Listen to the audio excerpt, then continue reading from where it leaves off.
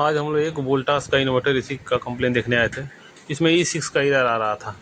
तो E6 का generally error जो होता है वो होता है कम्युनिकेशन एरर, मतलब इंडोर से आउटडोर का जो कनेक्शन होता है उसमें कहीं वायर कट जाता है, ब्रेक हो जाता है या चूहा काट देते हैं या किसी तरह का शॉर्ट हो जाता है तो ये एरर आता है। लेकिन सिर्फ ये एरर इसी वजह से नहीं आता है, अगर आउटडोर की पीसीबी ख़राब होती है या उसमें कुछ दिक्कत आता है तब भी ये E6 का एरर आ जाता है।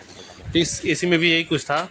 सारा कम्युनिकेशन वायर जो इसका होता है इंडोर से आउटडोर चेक किया गया और वो लगभग सही था। फिर भी एक और वायर लगा के चेक किया गया, फिर वो लगभग एसी 1 मिनट चलने के बाद E6 का एरर दे रही थी।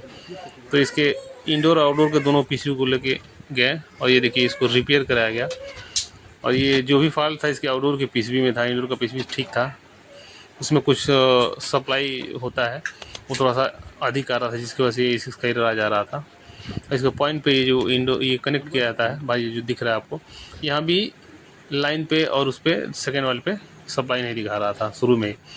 तो इसको हम ले गए थे, रिपेयर करा के ले आए हैं। और रिपेयर करने के बाद एसी एकदम बढ़िया तरीके से, मतलब वहाँ तो वर्क कर ही रहा था चेक करने पे, अब इसको लगाया जा रहा है चेक करने के लिए यहाँ पे। तो ये ध्यान रहे, जरूरी नहीं है कि E6 का एरर आता है तो ये कम्युनिकेशन एरर ही हो सकता है, वायर ख़राब ही होगा।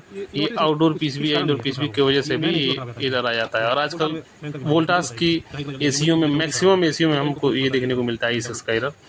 और ये कंपनी का कुछ फॉल्ट है।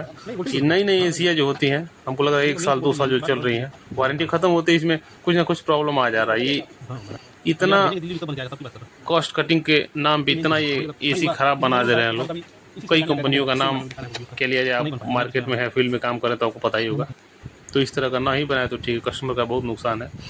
ये देखिए एसी को फिर चलाया गया है, यहाँ पे भी लोड देखिए बढ़िया तरीके से काम कर रहा है, सारा एरर ख़त्म हो गया, अब अच्छे से काम कर रहा है।